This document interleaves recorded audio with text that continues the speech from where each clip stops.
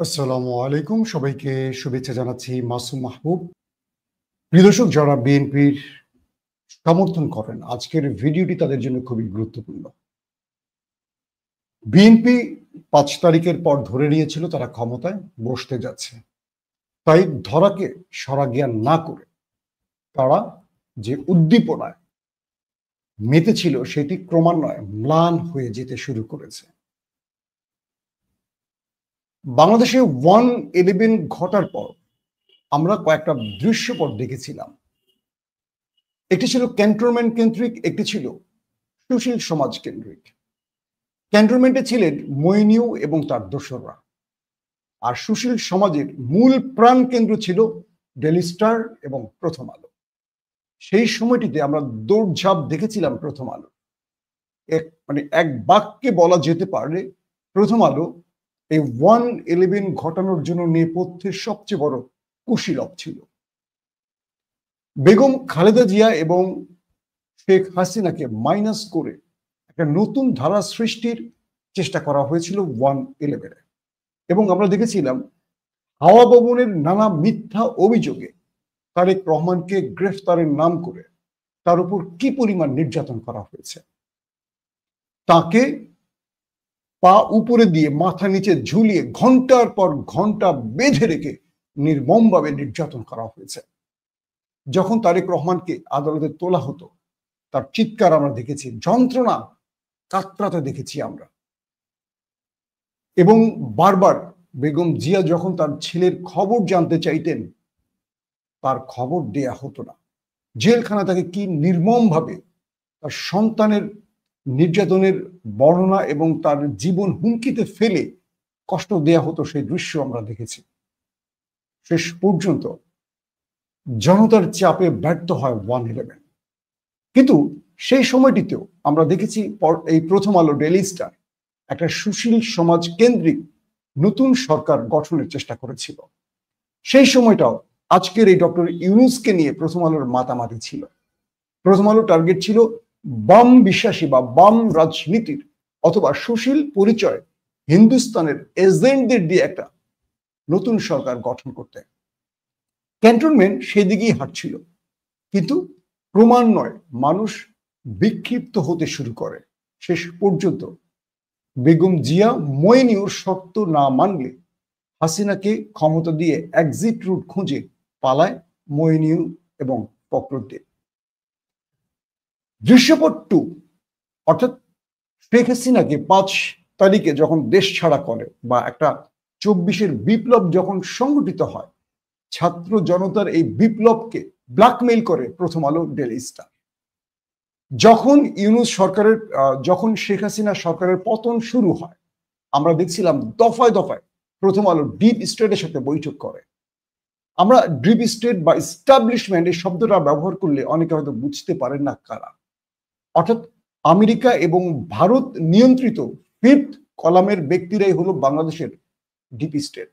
5th column নিয়ে আমি detail বলেছিলাম, আজকে আর নতুন করে না বলি।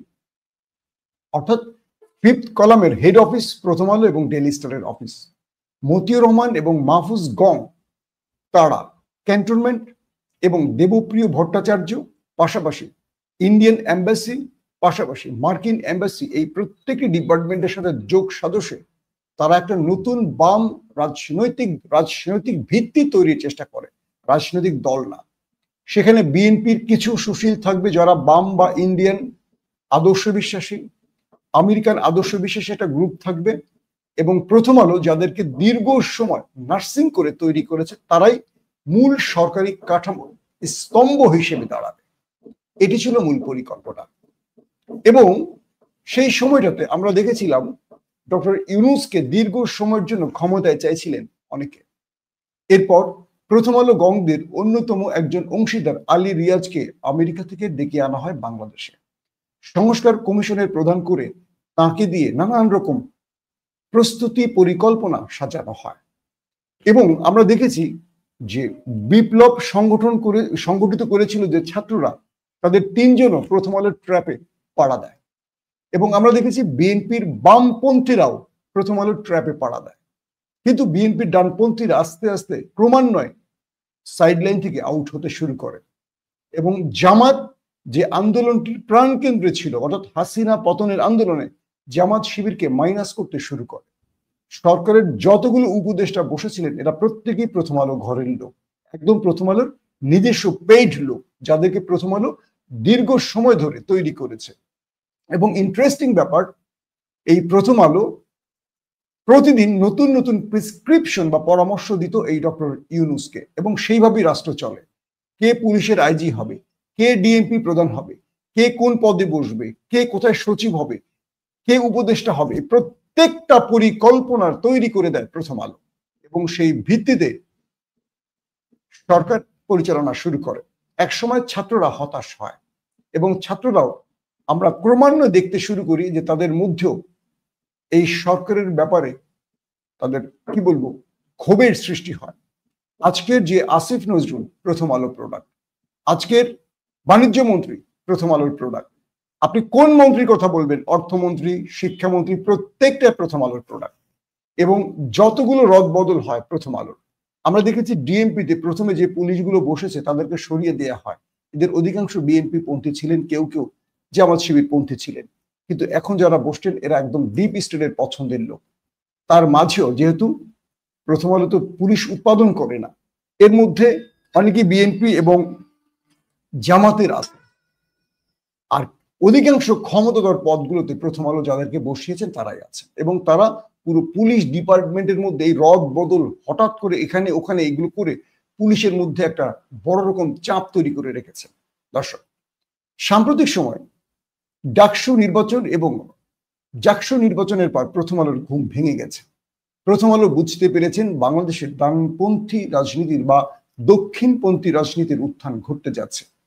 এরপরে প্রথম আলো প্রথমেই আমরা দেখলাম উমামাকে নিয়ে ব্যাপক ব্যস্ত হয়ে পড়ে, তাকে ডাকসু নির্বাচনে বিজয়ের জন্য ভারতীয় প্রেসক্রিপশনে বড় অর্থ লেনদেন করে, এবং বলা হচ্ছে ঢাকার বেশ কয়েকটি 5 স্টার হোটেলে প্রথম আলো গংরা গুরুত্বপূর্ণ বৈঠক করেন ভারতীয় এজেন্টদের সাথে। কয়েকটি ইন্টেলিজেন্স তথ্য এভাবে দেয় যে উক্ত পত্রিকাটি ভারত থেকে আসা বেশ কজন ক্ষমতাধর ব্যক্তির সাথে তারা পরামর্শ করে, এবং উমামাকে বিজয়ের জন্য তারা বহু রকম গেইন করে। এবং যখন নানান রকম জরিপে দেখা যায় ছাত্র শিবির অধিকাংশ প্যানেলে বিজয়ী হবে, তখন ছাত্র শিবিরের মূল কোঅর্ডিনেটর, যিনি কোঅর্ডিনেট করেছেন এই পুরো নির্বাচন, তাকে এস্টাবলিশমেন্টের পক্ষ থেকে বার্তা দেওয়া হয় অন্তত একটি আসন যেন বাকচাষ অথবা বিএনপিকে দেয়া হয়। এটা নিয়ে দিন দরবার চলে। ছাত্র শিবির এবং এস্টাবলিশমেন্টের মধ্যে ব্যাপক দৌড়ঝাঁপ চলে। ছাত্র শিবিরের সাবেক সভাপতিরা এর সময় চাপ তৈরি করে বলেন যে তারা কোনো আসন মানে কোনো প্রার্থীকে কুরবানি দিবেন না, ছাত্ররা যাকে ভোট দিবেন সেই ভোটটি তারা মেনে নেবেন, অর্থাৎ কোনো এস্টাবলিশমেন্টের সাথে আঘাত করবেন না। আমরা যে কারণে দেখেছিলাম যে নির্বাচনের ফলাফলের ক্ষেত্রে আমরা 3-4 ঘন্টা বা 4-5 ঘন্টা আগে আমরা রিপোর্ট পেয়ে গিয়েছিলাম ভেতর থেকে কে বিজয়ী হবেন। সেইভাবে আমরা আমাদের ভিডিওগুলোতেও বলেছি, আপনাদের দেখেছেন আপনারা, কিন্তু সেই রিপোর্ট সকাল পর্যন্ত হয়েছে, কারণ ভিসির উপর ব্যাপক চাপ তৈরি করেছিল আমাদের এস্টাবলিশমেন্ট কিংবা ডিপ স্টেট। এখন ফলাফলটি তৈরি হওয়ার পর, অর্থাৎ যখন শিবির জিতে গেল, তখন এই প্রথম আলো বা বাংলাদেশের এই বামপন্থী লোকগুলোর মাথা নষ্ট হয়ে গেছে। তারা এখন গুরুত্বপূর্ণ মিটিং করছেন এবং তারা বুঝতে পারছেন আগামী রাজনীতিতে দক্ষিণপন্থীদের বিজয় হতে যাচ্ছে, এবং এটাকে ঠেকাবার জন্য বলা হচ্ছে ঢাকার 5 স্টার হোটেলে মার্কিন গুরুত্বপূর্ণ ব্যক্তিরা, ডেলিগেটরা এবং আমাদের প্রতিবেশী দেশের গুরুত্বপূর্ণ এজেন্সির ব্যক্তিরা প্রথম আলো, ডেইলি স্টারের সাথে বারবার বৈঠক করছেন এবং এটাকে কিভাবে থামানো যায়। সেই হিসেবে বিএনপির যারা বাম বিশ্বাসী লোক আছেন বা যারা ইন্ডিয়া আদর্শ লালনকারী, তাদেরকে নিয়ে প্রথম আলো একাধিক বৈঠক করছে, এবং তারই একটি অংশ দেখলাম মির্জা ফখরুল ইসলামকে যখন প্রথম আলো প্রশ্ন করেছিলেন বাংলাদেশে কি দক্ষিণপন্থীদের বিজয় হতে যাচ্ছে, তখন ফখরুল ইসলাম একটি বক্তব্য দিয়েছিলেন যে দক্ষিণপন্থীদের বিজয় হতে যাচ্ছে বা তাদের আস্ফালন বৃদ্ধি হতে যাচ্ছে, যেটা বাংলাদেশের গণতন্ত্রের জন্য হুমকি, এবং সেটা কি শিরোনাম করেছিল প্রথম আলো। এভাবে প্রতিদিন দেবপ্রিয়দের মতো ডিবি স্টেটের লোকদেরকে দিয়ে প্রথম আলো এখন নতুন ছকে খেলছে, এবং ভারতের প্রেসক্রিপশন বাস্তবায়নে প্রথম আলো এখন উঠে পড়ে লেগেছে। প্রথম আলো প্রথম যে মিশনটি ডাকসু নির্বাচনে ব্যর্থ হওয়ার পর জাকসুতে নজর দিয়েছে, সেটাও ব্যর্থ হয়েছে। এবার প্রথম আলোর প্রতি আর আস্থা রাখতে পারছে না ভারত, তাই প্রথম আলোর উপর তাদের বিনিয়োগ বৃদ্ধির সঙ্গে সঙ্গে এবার ইউনূস সরকারের মধ্যে প্রভাব বিস্তারের চেষ্টা করছে ডিপ স্টেট। যে কোনোভাবে তারা এখন বিএনপির বামপন্থী গ্রুপটাকে চাইছে, তারা তারেক রহমানকে চাইছেন না। তারা বলছেন যে বিএনপি ক্ষমতায় বসবে, কিন্তু সেখানে বসবে ইন্ডিয়ান আদর্শ বিশ্বাসী, তারেক রহমান এখানে বসতে পারবেন না, এরকম একটি পরিকল্পনা চলছে। এবং তারেক রহমান থাকবেন দলের প্রধান, কিন্তু প্রধানমন্ত্রী হবেন অন্য কেউ, যিনি ইন্ডিয়ান স্বার্থ বাস্তবায়ন করবেন। এবং এই বার্তাগুলো তারেক রহমানও জানেন, প্রতি মুহূর্তের আপডেটগুলো। এই মুহূর্তে বাংলাদেশ যে ক্রুশিয়াল মুভমেন্টে পৌঁছে গেছে, সেটি হলো ডাকসু এবং জাকসু নির্বাচনের পর বিএনপিও আতঙ্কিত হয়ে গেছে আগামী নির্বাচনের ফল কি হতে পারে। এটা নিয়ে শুধু প্রথম আলো আর ভারত না, বিএনপির মধ্যেও একটা টেনশন সৃষ্টি হয়েছে। এবং এটুকু বিএনপি বুঝতে পেরেছে যে 5 তারিখের পর তার দল যে পরিমাণ ভুলগুলো করেছে এবং জনগণের আস্থার জায়গা থেকে এই জনপ্রিয় দলটি যে ছিটকে পড়েছে, এটা তারা বুঝতে পেরেছে। ছোট্ট একটা সামারি দিলে আপনারা বুঝতে পারবেন যে বিএনপির দপ্তর থেকে যে তথ্যগুলো পাওয়া গেছে, গত বছরের 5 আগস্টের পর থেকে এ পর্যন্ত নানা অভিযোগে বিএনপি ও তার অঙ্গ সংগঠনের 3223 জন নেতাকর্মীর বিরুদ্ধে সাংগঠনিক ব্যবস্থা নেওয়া হয়েছে। এর মধ্যে মূল দল বিএনপির নেতাকর্মী রয়েছে 1800 জন। তাদের মধ্যে 800 জনকে বহিষ্কার, 50 জনের পদ স্থগিত, 700 জনকে কারণ দর্শানোর নোটিশ, 100 জনকে সতর্ক এবং 150 জনকে সাংগঠনিক শৃঙ্খলা ভঙ্গের নোটিশ দেওয়া হয়েছে। একইভাবে ছাত্রদলের প্রায় 400 জন বহিষ্কার ও 6 শতাধিক নেতাকর্মীকে কারণ দর্শানোর নোটিশ দেওয়া হয়েছে। স্বেচ্ছাসেবক দলের অন্তত 100 নেতাকর্মী বহিষ্কার ও 150 জন কারণ দর্শানোর নোটিশ পেয়েছে। যুব দলের 2 শতাধিক নেতাকর্মীকে বহিষ্কার করা হয়েছে। এই যে তালিকাটি বললাম আপনাদের, এই তালিকাটি থেকে বুঝতে পারা যায় যে তারেক রহমান তিনি রাষ্ট্র নিয়ে চিন্তা করবেন নাকি তার দলের ভেতরে এই দুষ্টদের দমনে তিনি কাজ করবেন। সবকিছু মিলে বাংলাদেশের মানুষ হাসিনাকে দেশ ছাড়া করার পর তারা আর পূর্বের সেই বন্দোবস্তে ফিরে যেতে চায় না, কিন্তু বিএনপি সেই পুরনো বন্দোবস্তেই হাঁটছে। তার প্রমাণ ডাকসু নির্বাচন।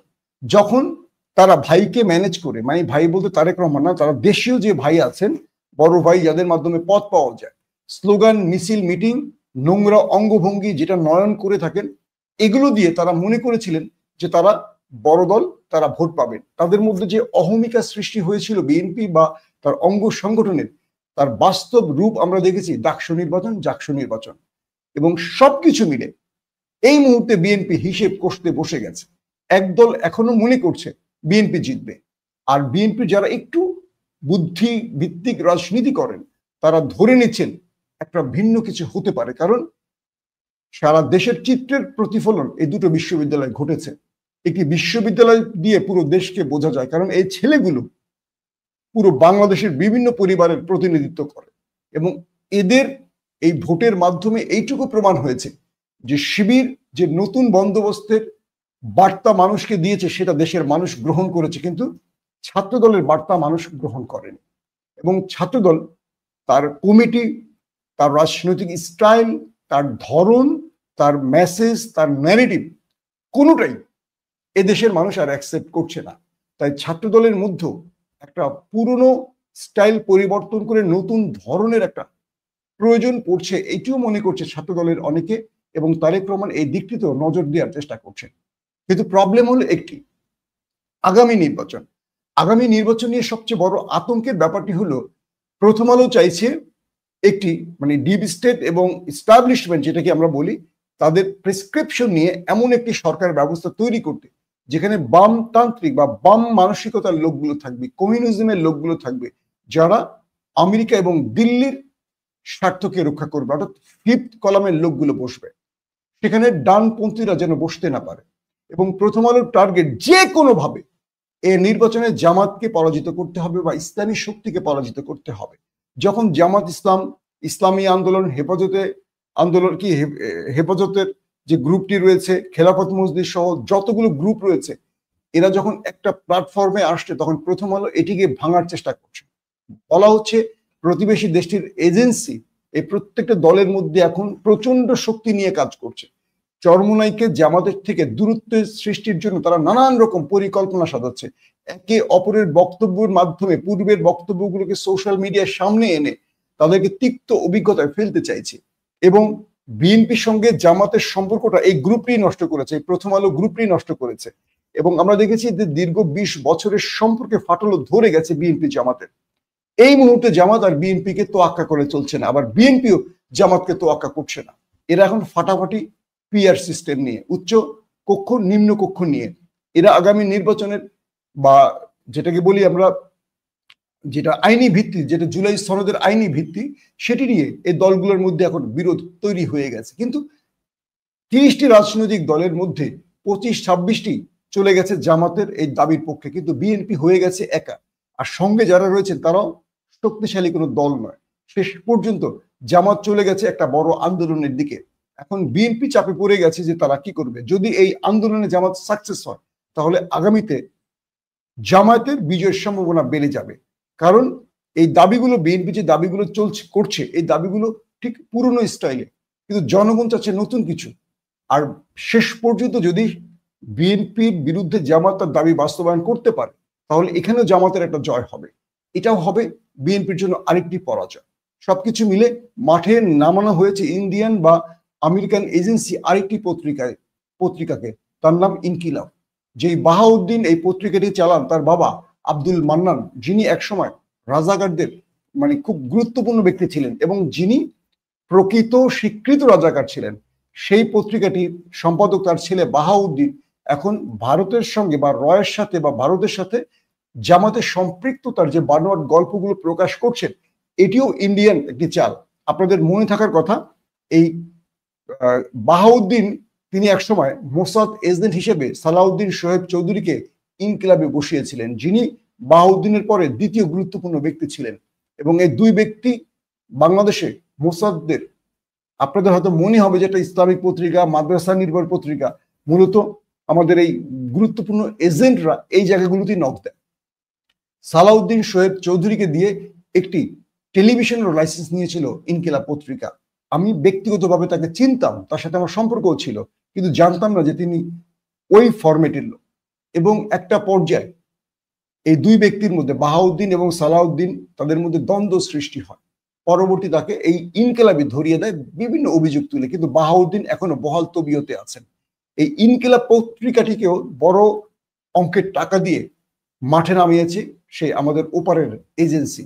একদিকে প্রথম আলো, ডেইলি স্টার, অন্যদিকে তার পুরো বিপরীত আরেকটি পত্রিকা ইনকিলাব। যেহেতু ইনকিলাব পত্রিকাটি ইসলামী পন্থীদের বা ইসলাম ভাবাদর্শের লোকদের কাছে প্রিয়, যদিও এই পত্রিকাটির সার্কুলেশন এখন 2000-এর মতো, সারা দেশে 2000-এর মতো পত্রিকাটা বিক্রি হয় বা আরো কম হয় শুনতে পেরেছি। ইনকিলাবের যারা স্টাফ তারাই বলেছে। তো প্রথম আলোকে দিয়ে যখন ভারত ব্যর্থ হয়েছে তখন মাঠে নামিয়েছে ইনকিলাবকে। এখন প্রথম আলোকে নতুন আরেকটি মিশন দেয়া হয়েছে। এই মিশনটি হলো যে কোনো ভাবে জামায়াত চরমোনাই বা জামাতের সাথে যারা এক প্ল্যাটফর্মে আসতে পারে তাদের মধ্যে ভাঙন সৃষ্টি করতে হবে। ইতিমধ্যে প্রথম আলো, ডেইলি স্টার রাজধানীর কয়েকটি 5 স্টার হোটেলে গুরুত্বপূর্ণ ব্যক্তিদের সাথে একাধিক বৈঠক করেছেন এবং তারা একটি নতুন পরিকল্পনা নিয়ে মাঠে নেমেছেন। বিএনপির কজন থাকবেন বা তাদের পছন্দের কজন থাকবেন, এদেরকে দিয়ে আগামী রাষ্ট্র তৈরি করা যায় কিনা, মানে আগামী সরকার তৈরি করা যায় কিনা। এবং দেখবেন প্রথম আলো এখন ফেব্রুয়ারিতে নির্বাচন নিয়ে উঠে পড়ে লেগেছে। তাদের মনে টেনশন যে ফেব্রুয়ারিতে নির্বাচনটি যত দ্রুত একটা এলোমেলো নির্বাচন করে বিএনপিকে ক্ষমতায় বসাতে পারে। অর্থাৎ তাদের চয়েস এখন বিএনপি না, বিএনপির আরেকটা গ্রুপ।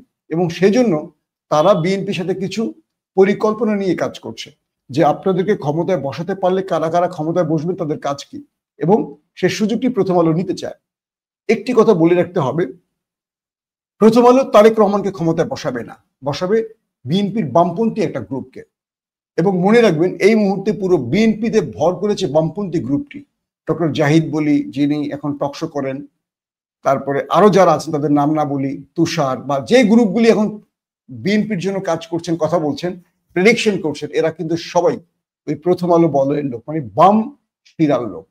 তো এখন বিএনপিকে দুটো জিনিস চিন্তা করতে হবে। একদম সোজা সংক্ষিপ্ত লাস্ট বক্তব্যে বলবো, বিএনপিকে আবারও তার ইসলাম বিশ্বাসী মনোভাবে ফিরে আসতে হবে। জামাতকে 71 ইস্যুতে আর বিএনপি কাহিল করতে পারবে না। এদেশের মানুষ এই ইস্যুতে আর জামাতকে নিয়ে এই বিতর্কে আর কোনো প্রকার সাড়া দেবে না, এটা ক্লিয়ার। এটা ডাকসু এবং জাকসুতে বুঝে গেছে। তাই বিএনপিকে এখন ক্ষমতা আসার জন্য দুটো পথ খোলা রাখা হয়েছে। এক, দলের মধ্যে সংস্কার। প্রতিটি কমিটি, ছাত্র দলের কমিটি তাদের কর্মীদের ভোটে হবে, যুবদল, স্বেচ্ছাসেবক দল, যতগুলো অঙ্গ সংগঠন আছে সেভাবেই তাদের কমিটি গঠন করতে হবে এবং তারা মিছিল, মিটিং আর নোংরা অঙ্গভঙ্গির বাইরে জনকল্যাণমূলক কাজে নিবেদিত হবে। এবং ৩০০ আসনে যেসব বিএনপি প্রার্থীরা দাঁড়াবেন তাদের প্রত্যেকেরই বিরুদ্ধে মোটামুটি চাঁদাবাজি, দখলদারিত্বের অভিযোগ রয়েছে। এদেরকে দলের সাইড করে দিয়ে ক্লিন ইমেজের লোকদেরকে নির্বাচনের টিকিট দিতে হবে। তারেক রহমান হয়তো লন্ডন থেকে জানছেন না, তিনি বাংলাদেশে তার মূল ব্যক্তিদের সাথে আলোচনা করেই হয়তো দিচ্ছেন, কিন্তু তাকেও দুটো চোখের জায়গায় আরো দুটো চোখ বৃদ্ধি করে দেখতে হবে কাদের কাদের বিরুদ্ধে অভিযোগ আসছে। তিনি কাউকে পছন্দ করেন বলেই তিনি ফ্রেশ ভালো মানুষ তা নন, কারণ তার সঙ্গে যাদের সম্পর্ক ভালো তারা সেই সম্পর্কের শক্তি দিয়ে বাংলাদেশে অনেক অন্যায়ের সাথে সম্পৃক্ত হয়ে যাচ্ছেন।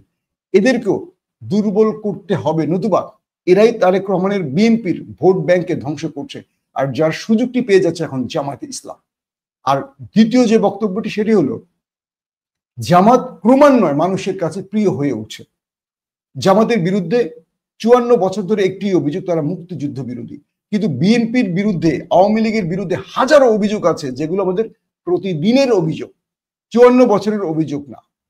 তার মানে আগামী দিনে যেই ন্যারেটিভই রাজনীতি করা হোক, যেই ন্যারেটিভই জামাতকে কাহিল করা হোক, মানুষ ডাকসুর মতোই ভোটটা তার কাঙ্ক্ষিত জায়গায় দেবে। তাহলে আমার মনে হয় এই মুহূর্তে বিএনপির উচিত হবে জামাতের সাথে একটা সম্পর্ক সৃষ্টি করা এবং এই দুটো দল বাকি দলগুলো নিয়ে ফ্যাসিবাদ বিরোধীদের একটা ঐক্য ফ্রন্ট তৈরি করা। পাশাপাশি প্রথম আলো, ডেইলি স্টারদের মতো এই ব্যাকগ্রাউন্ডে বসে খেলা মাস্টার মাইন্ডদের বা কুশীলবদের বা ভারতীয় দালালদের বয়কট করতে হবে। যারা প্রথম আলো, ডেইলি স্টারকে সাপোর্ট দিয়ে এইটুকু এনেছেন, আগামী দিন তারা মাসুল দেবেন। বলছি আগামী দিন আপনারা মাসুল দেবেন। মনে রাখবেন, প্রথম আলো বিএনপিকে ক্ষমতায় বসাতে চায় না। তারা এমন একটি বিএনপি চায় যে বিএনপি তারেক রহমান বেগম জিয়ার বিএনপি নয়, যেটা ভারতীয় এজেন্ট বিএনপি। সেখানে তারেক রহমান দেশেও আর আসতে পারবেন না, তাকে দেশে ঢুকতেও দেয়া হবে না, লিখে রাখেন। সেই দিকে যাচ্ছে আগামী রাজনীতি। দর্শক, আজ রাত 11টা থাকবে আন্তর্জাতিক খবর। আমরা সেখানে আপনাদেরকে ব্রেকিং খবর দেওয়ার চেষ্টা করব। সেই পর্যন্ত বিদায় নিচ্ছি। প্রত্যেকে ভালো থাকবেন। আল্লাহ হাফিজ।